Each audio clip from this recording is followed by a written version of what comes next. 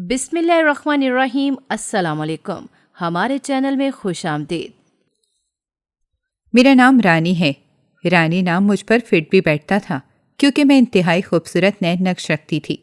میں جب 10ویں جماعت میں تھی تو میرے رشتے اسی وقت سے آنا شروع ہو گئے۔ مجھے لے کر پھپھو اور خالہ میں ہر وقت کھینچا تانی جاری رہتی۔ پھپھو اور خالہ کے لڑکے بھی ہر وقت مجھے اپنی نظروں میں بھر کر آہیں بھرتے دکھائی دیتے، اور یہی بات میرے سر میں غرور بھرنے کے لیے کافی تھی کہ میں اتنے لوگوں کی چاہت ہوں۔ جب سے یہ بات میرے دماغ میں سمائی تب سے ہی میں ہر وقت آئینہ دیکھتی رہتی اور خود کو آئینے میں دیکھ دیکھ کر شرما جاتی کہ واقعی اللہ نے مجھے فرصت سے بنایا ہے۔ میرے مقابلے یا ٹکر کا پورے خاندان میں کوئی نہیں، حتیٰ کہ میری بہن بھی نہیں، جس کا نام انم تھا۔ وہ مجھ سے 2 سال بڑی تھی اور ایک سانولی سلونی سی کمزور بدن والی لڑکی تھی جو صبح سے شام تک مجھ سا حسین بننے کی کوشش میں مصروف رہتی۔ میں اکثر اس کی کوششوں کو دیکھ کر دیوانہ وار ہنس بھی دیتی۔ وہ اور میں اگر کسی فنکشن میں جاتے یا اپنے رشتہ داروں کے گھر ویسے ہی چکر لگا لیتے تو ہر کوئی مجھے اہمیت دیتا اور انم اسی انتظار میں رہتی کہ کوئی مجھ سے بھی ہنس کر 2 باتیں کر لے یا متوجہ ہو جائے، لیکن اسے تو کوئی اہمیت ہی نہ ملتی جو مجھے ملتی تھی۔ شادی میں بھی اگر ہم دونوں ساتھ ساتھ کھڑی ہوتی تو انجانے لوگ تو اسے میری بہن ہی تسلیم نہ کرتے اور ہمارے منہ پر ہی کہتے کہ آپ اتنی حسین ہیں، یہ کس پر چلی گئی؟ تو یہ بات سن کر ہی مجھے کمینی سی خوشی محسوس ہوتی، مگر انم پھیکی سی مسکراہٹ کے ساتھ ہنس دیتی تو ایسے میں اسے گہری نسوں سے دیکھتی، مگر وہ مجھ سے نسیں چرانے لگتی۔ سچ تو یہ ہے کہ آنکھوں ہی آنکھوں میں جتانے کا الگ ہی مزہ تھا، کیونکہ مجھے انم کو جلانے میں بہت مزہ آتا۔ وہ تھی ہی اس قابل، جھگڑالو، ذرا سی بات پر پورے گھر کو چیخ چیخ کر سر پر اٹھا لیتی تھی۔ برداشت تو اس میں ذرا برابر بھی نہیں تھی۔ جب دیکھو اس کے چہرے پر 12 بج رہے ہوتے۔ اب اگر میں اس کے مقابلے میں زیادہ حسین اور گوری تھی تو اس میں میرا کیا کمال تھا؟ وہ کڑ کڑ کر اپنا رنگ مزید جلاتی اور بات بات پر مجھ سے چڑھتی رہتی۔ مجھے شاید ہی یاد ہو کہ کبھی ہم دونوں نے بیٹھ کر کوئی امن سے بات کی ہو۔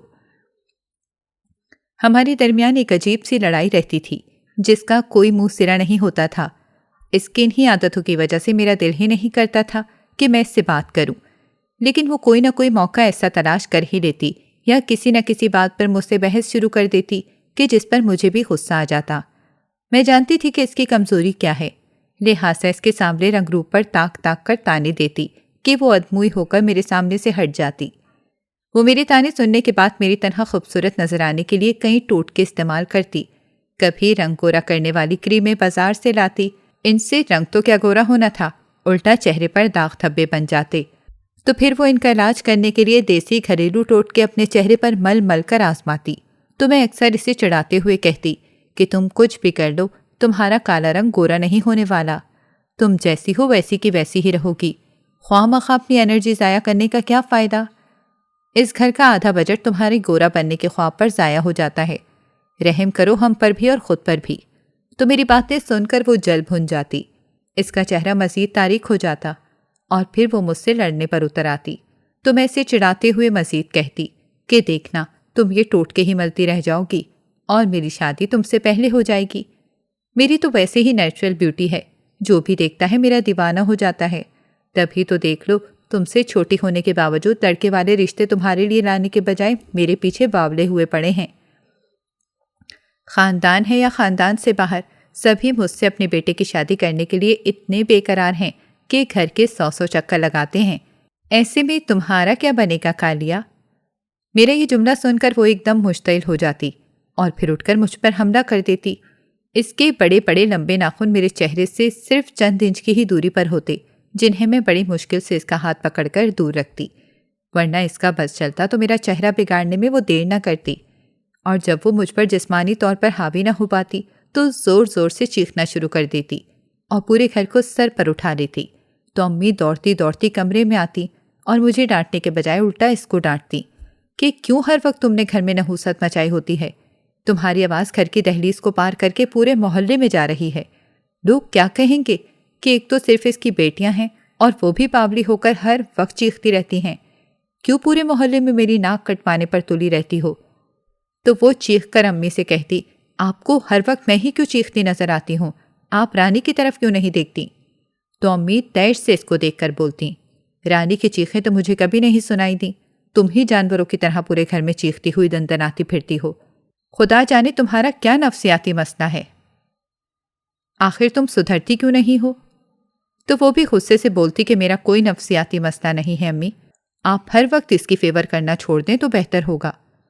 मैं इसकी कोई फेवर नहीं कर रही अनम, मैं सिर्फ इतना बता रही हूँ कि इस पूरे घर में सिर्फ तुम्हारी आवाज़ें आती हैं। कभी तुम चीख रही होती हो, कभी लड़ रही होती हो। आखिर तुम्हारा मसला क्या है? मेरा कोई मसला नहीं है अम्मी, मैं आपको कैसे ये बात समझाऊं? ये बातें ही ऐसी करती है कि मुझे गुस्सा आ जाता है। आप इससे कहा करें कि मुझसे कलाम ना किया करे। तो अम्मी एकदम तंजिया अंदाज में इसको देखकर कहती, हाँ, तुम तो किसी रियासत की शहजादी हो ना कि तुमसे कोई कलाम ना करे। अगर तुम्हारा हमारे से बहुत ही दिल तंग है तो कहीं और चली जाओ। क्यों हर वक्त घर में दंगल लगाकर बैठी रहती हो? अल्लाह करे तुम्हारा जल्दी जल्दी कोई रिश्ता आए तो तुम्हें ब्याह कर दूं। जान अजाब की हुई है तुमने मेरी। लोगों के यहाँ बड़ी बेटी माँ बाप का बाजू बनती है, उनका सहारा बनती है, घर को संभालती हैं, और एक तुम हो हर वक्त मेकअप करके अपनी शक्ल भी बिगाड़ी हुई है। अम्मी की बात सुनकर तो मेरा कहका निकल जाता। तो वो इंतहाई खुसीली नज़र से मेरी तरफ देखती हुई अम्मी को मुखातिब करती, अब आप भी मुझे इसकी वजह से शक्ल के ताने देंगी।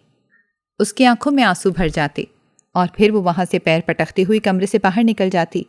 तो अम्मी सर पकड़कर बैठ जाती। या अल्लाह, इस लड़की का क्या होगा? मेरी समझ में तो कुछ नहीं आता। ना आगे पढ़ती है, ना कोई काम काज करती है। करूँ तो आखिर क्या करूँ इसका? तो मैं अम्मी को समझाती कि अम्मी आप क्यों हर वक्त इसकी परेशानी लेती हैं, दफ़ा करें और अपना ख्याल रखें। तो अम्मी कहती, अपना ख्याल क्या खाक रखूं? सारी ज़िंदगी बेटा ना होने का ताना सुनती रही। अभी इन तानों की बाज़गश्त अगर कम हुई है तो तुम्हारी बहन वो तमाशे सुबह शाम कर रही है कि लोग एक बार फिर से बातें करने में एक्टिव हो जाएंगे कि देखो बेटियां ही हैं और ढंग से तरबियत भी नहीं की। बेटी होकर इतना ऊंचा बोलती है कि घर की हदूद से बाहर इसकी आवाज़ें सुनकर लोग न जाने क्या सोचते होंगे। अम्मी की आंखों में हल्के हल्के आंसू तैरने लगते तो मैं एकदम इनका हाथ पकड़कर चूम लेती और इन्हें तसल्ली देते हुए कहती, अम्मी आप भी किसकी बातों में आकर परेशान हो रही हैं? आप कैसे नहीं जानती, बचपन से ही ऐसी है, छोटी छोटी बात पर रोने वाली, चीखने वाली। ये कोई आज से थोड़ी कर रही है, ये तो हमेशा से ऐसी ही है। मुझे तो इसकी आदत हो गई है, आप भी आदत डाल लें। कैसे आदत डालूं रानी? इसने कल को ब्याह कर अगले घर जाना है, वहाँ पर भी अगर ये इस तरह छोटी छोटी बातों पर रिएक्ट करती रही तो इसका घर कैसे बसेगा? घर बसाने के लिए तो औरत को बहुत सब्र, हिम्मत और इस्तिकाल की ज़रूरत होती है। जो लड़कियां ज़रा ज़रा बात पर रोने लग जाएं और वावीला करें, इनके घर कभी नहीं बसते। मैं अगर माँ होकर इसकी इन बातों की वजह से तंग होती हूँ तो तुम्हारा क्या ख्याल है, इसकी सास और शौहर खुश होंगे? बेटियों को ऐसा नहीं होना चाहिए। तो मैं इनकी हाँ में हाँ मिलाते हुए कहती कि अम्मी आप क्यों इसके बारे में इतना सोच सोच कर हलकान होती हैं? अगर ये नहीं सुधरेगी तो अपना ही नुकसान करेगी। आपको इस पर टेंशन लेने की ज़्यादा ज़रूरत नहीं है। पहले ही आपका बीपी काफ़ी हाई रहता है। तो अम्मी गहरी सांस लेकर मेरी तरफ देखकर खामोश हो जाती। मैं हमेशा से यूं ही अम्मी की नज़रों में से गिरा कर अपना नंबर बढ़ा लेती। यही वजह थी कि अम्मी इसकी निस्बत मुझसे ज़्यादा नज़दीक हो गई। घर का कोई भी फैसला होता अम्मी मुझसे ही कर रही होती। मेरी तजवीज़ को वो ज़्यादा अहमियत देती। तो अनम यहाँ पर भी मेरे साथ मुकाबला करने पर तुल जाती। वो अक्सर अम्मी को कहती कि आप हमेशा इसकी बात और मशवरे को अहमियत देती हैं, जबकि मैं इससे बड़ी हूँ, आपको मुझे तरजीह देनी चाहिए, मुझसे हर मामले में मशवरा लेना चाहिए। जबकि ये मुझसे 2 साल छोटी है, तो आप इसे क्यों इतनी अहमियत देती हैं? तो अम्मी इसकी बात पर बिगड़ जाती कि तुम पहले अपने आप को इस काबिल तो बनाओ कि मैं तुमसे मशवरा लूँ। हर वक्त तो तुम हार सिंगार में घुसी रहती हो। चाय बनाने का कह दो तो तुम्हारे हाथ में बेसन पकड़ा होता है, जिसे तुम अपने मुंह पर मलती रहती हो। फिर घंटे बाद तुम्हारा बेसन चेहरे से उतरता है। तो हम क्या इस वक्त तक दुखते सर के साथ तुम्हारी चाय का इंतज़ार करते रहें? जो लड़की वक्त पर अपनी माँ को 1 कप चाय नहीं दे सकती, वो घर के मामलात में भला मुझे क्या मशवरा दे सकती है? पहले खुद को अहल तो साबित करो। अम्मी इसको खड़े खड़े खरी खरी बातें सुना देती तो वो अपना सा मुँह लेकर रह जाती और फिर मुझे कीना तोस नज़रों से देखती रहती। लेकिन मुझे इसकी परवाह नहीं थी, क्योंकि एक तो अम्मी की नज़र में मेरा एक मकाम था, दूसरा मुझे अपनी खूबसूरती पर नाज था कि जो भी मुझे देखता बस देखता ही रह जाता। मैं इसे चिढ़ाने का मौका जाने नहीं देती थी, क्योंकि मैं इतना ज़रूर जानती थी कि मेरी शादी इससे पहले ही होगी। बेशक मैं इससे छोटी हूँ, लेकिन लड़कों की माँओं की आंखों में अपने लिए पसंदीदगी देखते हुए मुझे बेपनाह यकीन था कि मेरा रिश्ता इस घर से पहले उठेगा। और ये मुतवक्का भी था, کیونکہ بچپن سے ہی میں دیکھ رہی تھی کہ میری پھپھو اور خالہ میرا رشتہ امی سے کئی بار مانگ چکی تھیں اور مجھے اپنی بہو کہتے ہوئے تھکتی نہیں تھیں، لیکن امی ہمیشہ انہیں ٹکا سا جواب دیتی کہ ابھی تو یہ 10ویں پڑھ رہی ہے، بڑی ہوگی تو سوچیں گے، ہمیں ابھی کم عمری میں بچیوں کی شادی بالکل نہیں کرنی۔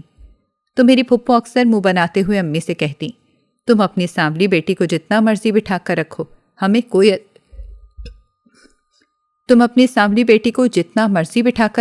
ہمیں کوئی اعتراض نہیں، مگر رانی کا رشتہ باہر نہیں دو گی۔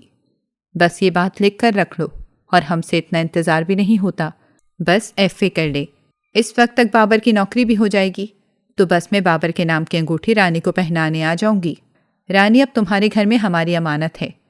تو امی پھپھو کی بات پر بیزاری سے کہتی، خدا نہ کرے کہ میری انم گھر بیٹھی رہے، کچھ تو سوچ کر بولا کریں، اور اس کا نام سانولی نہیں انم ہے، اور وہ رانی سے بڑی ہے، تو ہم بڑی کو چھوڑ کر چھوٹی کا رشتہ تو نہیں دے سکتے نا، پہلے انم کی شادی کریں گے، پھر ہی ہم رانی کو بیاہیں گے۔ ہاں تو ٹھیک ہے نا، تم انم کی شادی اب کر بھی دو، اس کے انتظار میں ہم کب تک بیٹھیں گے؟ ویسے بھی وہ رانی سے 2-3 سال بڑی ہے، اب تو اس کی شادی ہو جانی چاہیے۔ تو امی پھپھو کی بات پر چڑ سی جاتی، آپا آپ تو ایسے کہہ رہی ہیں جیسے رشتے ہماری ہتھیلی پر دھرے ہیں، کمال باتیں کرتی ہیں آپ تو۔ آج کل پہلے تو بچیوں کے کوئی رشتے آتے نہیں، اور جو آتے ہیں وہ اتنے بے ڈھنگے ہوتے ہیں کہ دیکھ کر ہی دل برا ہو جاتا ہے۔ جب کوئی ڈھنگ کا رشتہ آئے گا تو ہم اس کو بیاہ دیں گے۔ تو پھپھو امی کو سمجھانے والے انداز میں کہتی کہ تم جب تک ہر آئے ہوئے رشتے میں سے کیڑے نکالنا بند نہیں کرو گی، تب تک اس کا رشتہ نہیں ہونے والا، یہ لکھ کر رکھ لو۔ تو امی ایک دم سے دہل جاتی اور کہتی، آپ کی کوئی بیٹی نہیں ہے نا، اس لیے آپ کا جو دل چاہتا ہے آپ منہ سے نکال دیتی ہیں۔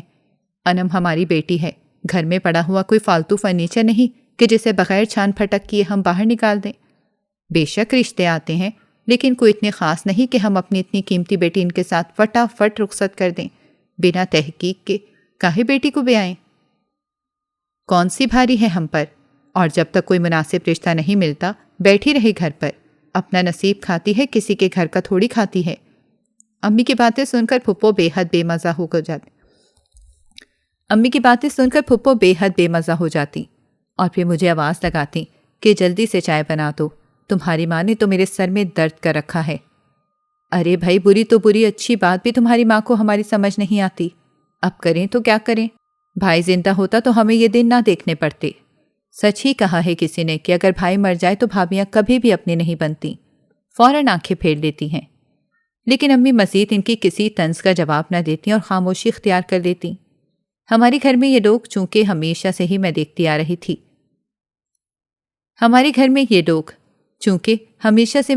آ رہی تھی اور یہ بات میرے نوٹس میں تھی کہ امی آخر میں چپ ہی ہو جاتی ہیں، اور پھپھو اسی بات کا فائدہ اٹھاتے ہوئے جو من میں آتا ہے امی کو سنا دیتی۔ امی بھی ان کو جلی کٹی سنا سکتی تھیں، لیکن ابو کی ڈیتھ کے بعد امی بہت ہی کم گو ہو گئیں۔ ابو جب حیات تھے تو اس وقت بھی اپنی بہنوں کی سائیڈ لے کر امی کو کئی بار مار بیٹھے۔ وہ غصے کے بے حد تیز تھے، ذرا سے مزاج کے خلاف بات سنتے تو بھڑک جاتے اور پھر ہاتھ اٹھاتے ہوئے دیر نہیں کرتے تھے۔ پھپھو کی ہمیشہ سے یہ خواہش تھی کہ کسی طرح سے ابو کی دوسری شادی کروا دیں، کیونکہ ابو کو نرینہ اولاد کی شدید خواہش تھی۔ لیکن شادی کے 10 سالوں میں اب ان کے صرف 2 ہی بیٹیاں ہوئیں، وہ بھی انتہائی علاج معالجے کے بعد، بجائے اس کے کہ وہ اللہ کا شکر ادا کرتے، دیر سے ہی صحیح لیکن ان کو با اولاد بنا دیا اور بے اولادی کی آزمائش میں نہیں ڈالا۔ لیکن ابو نے کبھی بھی شکر ادا نہیں کیا، الٹا وہ اپنی بہنوں کے ساتھ مل کر امی کو تانے دیتے رہتے کہ ان کا تو خاندان ہی بیٹا جننے میں مہارت رکھتا ہے، اس کی تو اپنی امی کے ساتھ بیٹیاں تھیں تو یہ بھی انہی پر گئی ہے۔ تو امی اس بات پر تڑپ کر بولتی کہ خدا کا واسطہ ہے آپ مجھے جتنے مرضی تانے دے لیں، برا بھلا کہہ لیں، لیکن میری ماں کے حوالے سے سخت الفاظ نہ بولا کریں۔ اگر ہم 7 بیٹیاں ہیں ان کے گھر پر پیدا ہوئی ہیں تو یہ اللہ کی منشا تھی، ہمارا کوئی اختیار نہیں تھا۔ لیکن میرے والد اللہ بخشے وہ اپنی بیٹیوں کی پیدائش پر کبھی خفا نہیں ہوئے، بلکہ آگے بڑھ کر انہوں نے ہمارا استقبال کیا، ہمیں اچھا کھلایا، اچھا پہنایا، ہمیں اچھی تعلیم دی، اور ہم نے کبھی اپنی زندگی میں یہ نہیں دیکھا کہ ہمارے والد نے امی کو ایسا ویسا تانا دیا ہو۔ تو ایسے میں آپ کون ہوتے ہیں میری ماں کو تانا دینے والے؟ تو ابو طنزیاں ہنستے ہوئے بولتے کہ میں نے تانا کہاں دیا ہے، جو حقیقت ہے وہ بیان کر رہا ہوں۔ تم 7 بہنیں تھیں تو آگے سے تم نے بھی 2 تو جن ہی دی ہیں، اب مزید دیکھو کیا بنتا ہے۔ تو ایسے میں پھپھو کانوں کو ہاتھ لگاتے ہوئے بولتی کہ اللہ نہ کرے میرے بھائی کے گھر مزید بیٹیاں پیدا ہوں، خدا کرے کہ اب بیٹا آئے۔ وہ بجائے معاملے کو ٹھنڈا کرنے کے ایسی تیلی دکھاتی کہ امی اور ابا کے درمیان لڑائی کی آگ دیکھتے دیکھتے شعلہ بن جاتی۔ کئی بار پھپھو کے بھڑکانے کی وجہ سے ابو نے امی کو طلاق دینے کی کوشش کی۔ یہ تو بس اللہ کی مہربانی ہوتی کہ ہم بیٹیاں بیچ میں آ جاتی، ابو کی منتیں زاریاں کرتی، روتی دھوتی تو ابو ترس کھا کر چپ ہو جاتے۔ لیکن میری ماں پر وہ وقت کسی قیامت سے کم نہ ہوتا۔ ان کا دل ہر وقت ڈولتا رہتا کہ کب ابو ان کی ذرا ذرا سی باتوں پر طلاق دے دیں گے یا گھر سے نکال دیں گے۔ وہ ان باتوں کو لے کر اس قدر پریشان ہوتی کہ کئی بار تو وہ میرے سامنے ہی پھوٹ پھوٹ کر روتی کہ اگر خدا نہ خواستہ ایسا ہو گیا تو وہ ہمیں لے کر کہاں جائیں گی، کیونکہ اب تو نانا نانی بھی زندہ نہیں تھے کہ ان کے در پر جا کر بیٹھ جاتی۔ ویسے بھی نانا نے کوئی جائیداد یا گھر تو بنایا نہیں تھا کہ اگر یہاں سے نکلتی تو اس گھر میں پناہ لے لیتی۔ اسی لیے امی کی زیادہ تر کوشش یہی ہوتی تھی کہ جب پھپھو گھر آئیں تو وہ ان دونوں بہن بھائیوں کے درمیان سے اٹھ کر اندر چلی جاتی اور تسبیح لے کر بیٹھ جاتی، کیونکہ وہ جانتی تھی کہ ان کی محفل میں بیٹھ کر ان کی باتوں کا رخ امی کی طرف مڑ جائے گا، کیونکہ پھپھو جب بھی آتی ابو کو ایسا بھڑکاتی کہ بیٹھے بٹھائے دیکھتے ہی دیکھتے ان کے درمیان لڑائی شروع ہو جاتی۔ میں یہ صورتحال بچپن سے دیکھ رہی تھی، اسی لیے میں نے امی کو سمجھانا شروع کر دیا کہ جب بھی پھپھو آئیں آپ ان کے پاس نہ بیٹھا کریں، بلکہ اپنا الگ تھلگ اندر بیٹھ جایا کریں، انہیں باتیں کرنے دیں۔ شکر ہے کہ امی کو میری بات جلد سمجھ آ گئی اور اب وہ ایسا ہی کرتی تھی۔ لیکن پھپھو کی روش کبھی نہ بدلی۔ وقت تو گزر گیا لیکن اپنے پیچھے بہت سی تلخ یادیں چھوڑ گیا۔ ہمارے گھر پر ایک وقت ایسا بھی آیا جب پھپھو نے ابو کی دوسری شادی کروانے کے لیے باقاعدہ لڑکیاں دیکھنا شروع کر دیں۔ امی ان دنوں پورے گھر میں بولائی بولائی پھرنے لگیں۔ ایک ہلکی سے کھٹکے پر بھی وہ چونک جاتی۔ انہیں ایسا لگتا کہ جیسے ابھی ان کے سر پر سوکن آ کر بیٹھ جائے گی اور پھر پورے گھر پر اسی کا راج ہوگا، اور اگر خدا نخواستہ اس کے بیٹے پیدا ہو گئے تو پھر تو اس گھر میں ان کی اور ان کی بیٹیوں کی کوئی جگہ نہیں بنے گی۔ تو امی ہر وقت روتی رہتی اور رات کو تہجد میں ان کے سجدے لمبے ہو جاتے۔ ان کے پاس کوئی بھی ایسا رشتہ نہیں تھا کہ جس کے کندھے پر سر رکھ کر وہ روئیں۔ حالانکہ میری تمام خالائیں اسی شہر میں بیائی ہوئی تھیں، لیکن ابو کی زندگی میں ہماری خالائیں کبھی بھی ہمارے گھر نہیں آ پائیں اور نہ ہی امی کو اجازت تھی کہ وہ اپنی بہنوں سے ملیں۔ ایسے میں امی ہر وقت پریشان رہتی اور اپنے والدین کو اور بہنوں کو یاد کر کے حسرت سے بولتی کہ کاش میرا کوئی میکا مضبوط ہوتا تو شاید یہ اس طرح کی حرکات سے باز آ جاتے۔ لیکن پھپھو جب بھی ہمارے گھر آتی تو یہی قصے لے کر بیٹھ جاتی، تو ایسے میں اور امی اندر کمرے میں چلے جاتے اور دروازہ بند کر کے بیٹھے رہتے۔ تو اتنے میں انم پھپھو کے گرد دیوانہ وار گھومتی رہتی، کیونکہ پھپھو کے بیٹے بابر کو وہ دل ہی دل میں چاہتی تھی، اسی لیے پھپھو کی آؤ بھگت کرنے میں کوئی کسر نہ چھوڑتی۔ ان کے آتے ہی وہ فوراً ان کے لیے چائے بنانے کچن میں چلی جاتی۔ یہ وہی انم تھی کہ جس کی کچن میں جانے سے جان جاتی تھی، جس سے ڈھنگ سے ایک کپ چائے امی کے لیے نہیں بنتی تھی وہ پھپھو کے لیے بہترین دودھ پتی بنا کر ان کے سامنے انتہائی سلیقے سے پیش کرتی۔ ہم اندر بیٹھتے تو اس دوران انم پھپھو کے پاس جا کر بیٹھتی اور یہ بات امی کو بہت ہی بری لگتی۔ کئی بار انہوں نے انم کو اس بات پر ڈانٹا کہ تمہارا کام کیا ہے کہ تم وہاں جا کر بیٹھتی ہو، جو تمہارے ابو کی دوسری شادی کروانے کے در پہ ہیں، اسے تم کس لیے سر آنکھوں پر بٹھانے لگی ہو؟ تو وہ انتہائی بے نیازی سے کہتی کہ وہ گھر پر آئی ہوئی ہیں تو آپ دونوں کی طرح میں بھی آنکھیں پھیر لوں؟ کتنی بری بات ہے، آخر کچھ بھی ہے وہ ابو کی بہن ہیں اور میری پھپھو لگتی ہیں۔ تو امی اس کی باتیں سن کر تعجب سے اس کو دیکھنے لگتی کہ یہ کس مٹی کی بنی ہوئی ہے کہ پھپھو ان کی کسی طرح بھی خیر خواہ نہیں ہیں۔ لیکن انم پر ان باتوں کا کوئی اثر نہ ہوتا۔ امی ان دنوں انہی پریشانیوں میں صبح شام گرفتار تھیں۔ ہر وقت کا ڈر خوف ان کے سر پر مسلط تھا اور وہ دن بدن کمزور ہوتی جا رہی تھی۔ لیکن پھر اللہ کا کرنا ایسا ہوا کہ ایک حادثے میں ابو کی ڈیتھ ہو گئی اور یوں ہم پر ایک قیامت سی آ کر گزر گئی۔ نہ جانے کیوں میں نے یہ چیز محسوس کی کہ امی نے اب سکھ کا سانس لیا ہے۔ ابو کے خوف غصے اور لڑائی جھگڑے کا ایک باب ہمیشہ کے لیے بند ہو گیا۔ تو اس کے ساتھ ہی پھپھو کے رویے میں بھی کافی تبدیلی دیکھنے کو ملی۔ اب وہ ہر وقت امی کا دم بھرتی، کیونکہ جانتی تھی کہ امی سے اگر بگاڑیں گی تو وہ اس گھر کی دہلیز پر انہیں قدم نہیں رکھنے دیں گی، اور وہ کسی صورت بھی اب امی سے بگاڑنا نہیں چاہتی تھی، کیونکہ ان کی نظر ہمارے اس گھر پر تھی اور وہ چاہتی تھی کہ کسی طرح سے میرا رشتہ وہ اپنے بیٹے بابر سے کروا دیں تاکہ یہ گھر انہیں مل جائے۔ امی ان کی چالوں کو بہت اچھے سے سمجھتی تھیں، اسی لیے ان سے دور دور رہتی تھیں۔ اب ہماری خالائیں ابو کے مرنے کے بعد امی سے ملنے لگیں اور امی بھی ان کے گھر دھڑلے سے جاتی اور اس بات کی قطعاً پرواہ نہ کرتی کہ پھپھو کیا سوچتی ہیں۔ ویسے بھی پھپھو امی کے رویے سے اچھی طرح واقف ہو گئی تھیں کہ ان سے بگاڑ کر اس گھر میں داخل ہونا ممکن نہیں، لہٰذا وہ بھی تھوڑی تھوڑی امی کی چاپلوسی شروع کر چکی تھیں۔ یوں وقت دبے پاؤں گزرنے لگا۔ میں نے گریجویشن کر لیا تھا۔ اب انم کے رشتے کے ساتھ ساتھ امی میرے لیے بھی پریشان رہنے لگیں۔ حالانکہ میں ٹھیک ٹھاک خوبصورت تھی، لیکن میرا کہیں پر بھی رشتہ طے نہیں ہو رہا تھا۔ انم کے تو رشتے آنے کب سے بند ہو گئے تھے، اب رشتے میرے لیے آتے، لیکن حیرت کی بات یہ ہوتی کہ جب بھی میرا کوئی رشتہ آتا تو مجھے پسند کرنے کے بجائے وہ انم کو پسند کرتے، جس پر میں جزبز ہو کر رہ جاتی۔ یہ ایک عجیب سی صورتحال تھی جو کم از کم میری عقل میں بھی نہیں آ رہی تھی، لیکن انم نے پلٹ کر مجھے کبھی بھی یہ بات نہیں جتائی۔ بہت ہی کم گو ہو گئی تھی۔ اس نے لڑائی جھگڑا کرنا بھی چھوڑ دیا تھا اور گھر میں بالکل ہم سے الگ تھلگ رہنا شروع کر دیا۔ مغرب ہوتے ہی وہ کمرہ بند کر کے لیٹ جاتی۔ کئی بار تو مجھے ایسا لگا کہ وہ سوئی نہیں ہے۔ اگر کچھ کر رہی ہے، کیا کر رہی ہے، یہ سمجھ میں نہیں آتا۔ میں نے ایک دو بار اس کے کمرے کے دروازے پر دستک دی تو اس نے انتہائی غصے سے دروازہ کھول کر بڑی بھاری آواز میں مجھے کہا کہ خبردار جو اب دروازے پر دستک دی، اور میرے منہ پر ہی دروازہ بند کر دیا۔ اس کے کھلے بال، پھیلے کجلے اور بے ترتیب لباس کو دیکھ کر سچ تو یہ ہے کہ میں ڈر گئی، اور پھر میں نے کبھی بھی مغرب کے بعد اس کے دروازے پر دستک نہیں دی۔ البتہ صبح ہونے پر جب وہ باتھ روم جاتی اور اوپر چھت پر ٹہلنے جاتی تو میں چپکے سے اس کے کمرے میں داخل ہوتی۔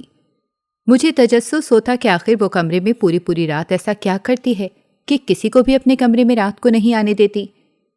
میں تو سمجھ سکتی تھی کہ میرے ساتھ اس کی بنتی نہیں ہے، لیکن وہ رات کو امی کو بھی اپنے کمرے میں آنے کی اجازت نہ دیتی، اور امی تو اس کی عجیب و غریب طبیعت پر ویسے ہی اس سے کم بات کرتی تھیں۔ اس کے کمرے میں جانے کے بعد ایک عجیب و غریب سی خوشبو مجھے آتی اور میرا سر بھاری ہونے لگتا۔ زیادہ دیر تک اس کے کمرے میں ٹھہرنا میرے لیے ممکن نہ ہوتا تو میں باہر آ جاتی۔ امی کو بھی میں نے کئی بار اس حوالے سے بتایا تو انہوں نے کہا کہ اس کو اس کے حال پر چھوڑ دو۔ شکر کیا ہے کہ اس کی لڑائیاں اور چیخیں بند ہوئی ہیں۔ تمہیں یہ سکون پسند نہیں کہ اس نے یہ سب چھوڑ کر الگ تھلگ خاموش رہنا سیکھ لیا ہے؟ تو میں بھی چپ ہو جاتی۔ کہتی تو امی صحیح ہی ہیں، ورنہ وہ جس طرح سے پہلے پنجے جھاڑ کر لڑنا شروع کرتی تھی، اللہ کی پناہ۔ لیکن اب اس کا ایک دم خاموش ہو جانا اور ہم سے الگ تھلگ ہو جانا مجھے ہضم نہیں ہو رہا۔ انم کی شادی کا وقت تو گزر گیا تھا، لیکن امی میری شادی کے لیے بے حد فکر مند تھیں، اور سچ تو یہ ہے کہ میں بھی بہت پریشان رہنے لگی تھی، کیونکہ میں نہیں چاہتی تھی کہ انم کی طرح میں بھی گھر پر بیٹھی رہ جاؤں۔ میری ہم عمر تمام کزنوں کی شادیاں ہو چکی تھیں، اور اب تو مجھے ٹھیک ٹھاک ڈپریشن ہونے لگا تھا کہ اتنی خوبصورتی کا کیا فائدہ کہ اب تک میرا کوئی رشتہ طے نہ ہو سکا، بلکہ رشتہ میرا آتا ہے اور پسند وہ انم کو کر کے چلے جاتے ہیں۔ یہاں تک کہ پھپھو کے بیٹے بابر کا رشتہ بھی نہ ہو سکا، اور خالہ جو اپنے بیٹے کا رشتہ مجھ سے کرنا چاہتی تھیں، ان کے بیٹے نے بھی اپنی کولیگ سے شادی کر لی، اور ان کے علاوہ جتنے بھی رشتے آئے وہ سب کے سب مجھے دیکھنے کے بعد انم کی ڈیمانڈ کرتے۔ ایسا لگتا جیسے میری شادی کی بندش ہو گئی ہو، اور یہی بات میرے اور امی کے لیے حیران کن تو تھی ہی، لیکن اس سے بھی زیادہ پریشان کن بات یہ تھی کہ انم انکار کر دیتی، کیونکہ وہ شادی اب کرنا ہی نہیں چاہتی تھی۔ امی نے پریشان ہو کر اسے سمجھایا بھی کہ پہلے تو تمہارے رشتے آتے نہیں تھے، اور اب اگر رشتے آ رہے ہیں تو تم انکار کیوں کرتی ہو؟ شادی کرو، اپنا گھر بساؤ، کم از کم مرنے سے پہلے مجھے یہ سکھ تو ہوگا کہ میری بیٹی کی شادی ہو چکی ہے۔ تو وہ امی سے کہتی کہ میں نے اب ایسے ہی جینا سیکھ لیا ہے، آپ میری فکر نہ کریں، رانی کا سوچیں۔ تو امی پریشانی سے کہتی کہ اس کے بھی تو رشتے نہیں ہو پا رہے، دعائیں کر کر کے تھک گئی ہوں کہ چلو ایک بیٹی کا گھر تو بسے، مگر خدا جانے کیا بد نصیبی ہو گئی ہے۔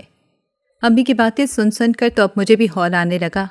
تو ایک دن انم نے مجھ سے آ کر کہا کہ میرے پاس تمہاری شادی کا ایک حل ہے، اگر تم کہو تو۔ میں نے سوالیہ نظروں سے انم کو دیکھا اور کہا کہ تمہارے پاس کیا حل ہے؟ تو وہ بولی کہ اگر تم شادی کرنا چاہتی ہو تو تم میرے میلے کپڑے پہن کر لڑکے والوں کے سامنے جانا۔ اس کی یہ بات مجھے بڑی عجیب و غریب لگی، لیکن پھر میں نے سوچا کہ چلو یہ بھی کر کے دیکھ لیتے ہیں، اور پھر جب لڑکے والے میرا رشتہ دیکھنے کے لیے آئے تو میں نے اس کے میلے کپڑے پہن کر لڑکے والوں کے سامنے گئی تو انہوں نے مجھے دیکھتے ہی پسند کر لیا اور 1 ماہ کے اندر شادی کا کہہ گئے۔ میری تو خوشی کی انتہا نہ رہی۔ میرا دل چاہا کہ انم کو سینے سے لگا لوں، لیکن اس سے پہلے میں ان گندے کپڑوں سے نجات حاصل کرنا چاہتی تھی۔ جو ہی میں نے کپڑے اتارے تو میرے پیروں تلے سے زمین نکل گئی۔ کہ میرے بدن پر سیاہ رنگ کے دھبے پڑے ہوئے تھے اور پورا بدن سیاہ پڑ گیا تھا۔ میں اپنے بدن کو دیکھ کر چیخنے لگی تو ایک دم انم اندر آ گئی اور مسکراتے ہوئے میری طرف دیکھ کر بولی، کیا ہوا؟ تو میں نے اپنا بدن چھپاتے ہوئے اس سے کہا، یہ کیا ہو گیا ہے؟ مجھے تو کچھ سمجھ نہیں آ رہی۔ میں نے ذرا سا پردہ اپنے بدن سے ہٹا کر اسے دکھایا تو وہ ہنسنے لگی۔ کیا ہوا، سیاہ پڑ گیا ہے جسم؟ اس کے ہنسنے کے انداز پر میں ایک دم سے چونک گئی کہ وہ میری تکلیف پر ہنس کیوں رہی ہے۔ تو وہ میری طرف دیکھ کر بولی، اتنا پریشان کیوں ہو؟ تو میں نے کہا کہ میں پریشان نہیں، حیران ہوں کہ میری تکلیف پر تم ہنس رہی ہو۔ تو اس نے کہا کہ میں اس دن کا بے چینی سے انتظار کر رہی تھی، تو ظاہر ہے اب میرا خوش ہونا تو بنتا ہی ہے نا۔ اس کی باتیں سن کر میں ایک دم سے ڈر گئی۔ میں تمہاری بات کا مطلب نہیں سمجھی۔ تم میری بات کا مطلب سمجھو نہ سمجھو، لیکن اپنے بدن کے سیاہ رنگ کو دیکھ کر اپنی تکلیف تو تم سمجھ رہی ہوگی نا۔ کبھی میرے سانولے رنگ پر تم نے کتنے کہے لگائے، یہ سوچے بغیر کہ تمہارا مذاق میرے لیے کتنا جان لیوا ہے۔ تم خوبصورت اور میں بدصورت تھی، تو اس میں تمہارا کیا کمال تھا، اور نہ اپنی بدصورتی میں میرا کوئی اختیار۔ لیکن تم نے ہر موقع پر مجھے احساس دلایا کہ میں تم سے انتہائی کمتر ہوں، نیچ ہوں، بدصورت ہوں۔ تم سے انتقام لینے کے لیے میں نے کالا جادو سیکھا تاکہ تم سے اور اس ہر شخص سے بدلہ لے سکوں جس نے مجھے سیاہ رنگ ہونے پر میرا مذاق بنایا۔ آج دیکھو تم خود بھی ایک مذاق بن گئی۔ سہاگ رات کو تمہارا شوہر تمہارے سیاہ بدن کو دیکھے گا تو کھڑے کھڑے ہی تمہیں طلاق دے ڈالے گا۔ اور پھر اس نے اتنی زور کی تالی مار کر کہکا لگایا کہ میری جان ہی نکل گئی۔ اچانک مجھے یاد آیا کہ وہ ایک عرصے سے مغرب کے بعد دروازہ بند کر کے کمرے میں خود کو بند کر لیتی تھی، اور اس کے کمرے سے لبان اور عجیب و غریب قسم کی خوشبوئیں آ رہی ہوتی تھیں، تو گویا وہ اپنے کمرے میں کالے جادو کے منتر سیکھتی رہی تھی۔ میں نے انتہائی خوفزدہ نظروں سے اس کی طرف دیکھتے ہوئے کہا، تو تم نے یہ علم مجھے برباد کرنے کے لیے سیکھا ہے؟ تم بہن ہو یا دشمن؟ تو وہ انتہائی پرسکون لہجے میں بولی، کبھی تم نے اپنے لفظوں سے مجھے بھی برباد کیا تھا۔ اس وقت تمہیں بھی سوچنا چاہیے تھا کہ میں تمہاری سگی بہن ہوں، دشمن نہیں۔ تم اپنی تیزی مجھ پر کس لیے آزماتی رہیں؟ کبھی اپنے گریبان میں بھی جھانکو تو تمہیں اپنی ساری زیادتیاں نظر آئیں گی۔ تم نے امی کو بھی مجھ سے اتنا بدظن کیا کہ انہیں نظر ہی نہیں آیا کہ زیادتی ہر بار میری طرف سے نہیں، تمہاری طرف سے بھی ہوتی ہے۔ اب بھگتو تم، میں تو چلی۔ وہ جو ہی آگے بڑھنے لگی تو میں اس کے پیروں میں گر گئی۔ تمہیں اللہ کا واسطہ ہے میرے ساتھ یہ مت کرو۔ میں نے اگر اپنی جہالت میں تمہارا دل دکھا دیا تو تم نے مجھے کبھی بھی پیار سے یہ نہیں سمجھایا کہ ایسے مت کرو۔ میں نادان تھی، اپنی جوانی کے زور میں نہ جانے کیا کچھ کہتی رہی، لیکن تم نے مجھے کبھی نہیں ٹوکا۔ اب مجھے اپنی ساری غلطیاں بھی یاد آنے لگی ہیں، مجھے معاف کر دو۔ بے شک میری شادی نہ ہو، اب مجھے پرواہ نہیں، پرواہ ہے تو صرف اتنی کہ میری بہن مجھ سے راضی ہو جائے۔ میں اس کے پیروں میں بیٹھ کر روتے ہوئے گڑ گڑانے لگی کہ ایک دم اس نے مجھے بازو سے پکڑ کر اٹھایا اور سینے سے لگا لیا۔ پھر اس نے مجھے ایک سفوف سا دیا اور کہا کہ اسے پانی میں ملا کر اپنے اوپر بہا لو، تم ٹھیک ہو جاؤ گی۔ مجھے یقین تو نہیں تھا کہ وہ اتنی جلدی مان جائے گی اور مجھے معاف کر دے گی، لیکن شاید بڑی بہنیں واقعی بڑا دل رکھتی ہیں۔ وہ اپنے سے چھوٹوں کو مارتی ضرور ہیں، مگر انہیں مارنے کے بعد دکھی بھی ہو جاتی ہیں اور اس کا ازالہ بھی کرتی ہیں۔ میں نے تشکر بھری آنکھوں سے اسے دیکھا اور پھر باتھ روم میں گھس گئی۔ میں نے سفوف پانی میں ملایا اور وہ پانی اپنے جسم پر گرایا تو دیکھتے ہی دیکھتے میرے بدن سے تمام داغ دور ہو گئے۔ خوشی سے میں ہواؤں میں اڑنے لگی۔ میں نے کپڑے پہنے اور سیدھی اپنی بہن کے پاس گئی اور اس کے سینے سے جا کر لپٹ گئی اور ایک بار پھر اس سے معافی مانگنے لگی۔ پھر میں نے اسے ڈرتے ڈرتے کہا کہ تم نے یہ جو کالا جادو سیکھا ہے اسے چھوڑ دو، یہ گناہ کا راستہ ہے۔ یہ گناہ کا راستہ تم نے میری وجہ سے اپنایا، تو میں تم سے ہاتھ جوڑ کر یہ درخواست کرتی ہوں کہ اس راستے سے پلٹ آؤ۔ اس راستے پر کچھ بھی نہیں رکھا۔ کالا جادو کرنے والے سے اللہ بھی ناراض رہتا ہے اور انسان کی آخرت بھی خراب ہو جاتی ہے۔ تو اس نے سر ہلا کر تائید کرتے ہوئے کہا، بے شک تم ٹھیک کہہ رہی ہو، میں اسے چھوڑنے کا ارادہ کر چکی ہوں، کیونکہ میں اس میں مزید مدارج طے کرنے کا مجھ میں حوصلہ نہیں ہے۔ اور پھر میں نے دیکھا کہ وہ باقاعدہ نماز اور قرآن پڑھنے لگی ہے، تو میری خوشی کی کوئی انتہا نہ رہی۔ میری شادی کی تاریخ طے ہو چکی ہے۔ آپ سب سننے والوں سے درخواست ہے کہ اگر آپ کے بہن بھائیوں میں سے کوئی سانولے رنگ کا ہے یا جسمانی طور پر اس میں کوئی نقص ہے تو اس کا مذاق کبھی نہ اڑائیں، کیونکہ دوسروں کا مذاق اڑانے سے اللہ بھی ناراض ہوتا ہے اور ہمارے دل کا سکون بھی برباد ہو جاتا ہے۔ ناظرین، اگر آپ کو ہماری کہانی اچھی لگی ہے تو ویڈیو کو لائک کریں، شیئر کریں اور ہمارے چینل کو سبسکرائب کریں۔ اگلی ویڈیو تک اجازت دیں۔ اللہ حافظ۔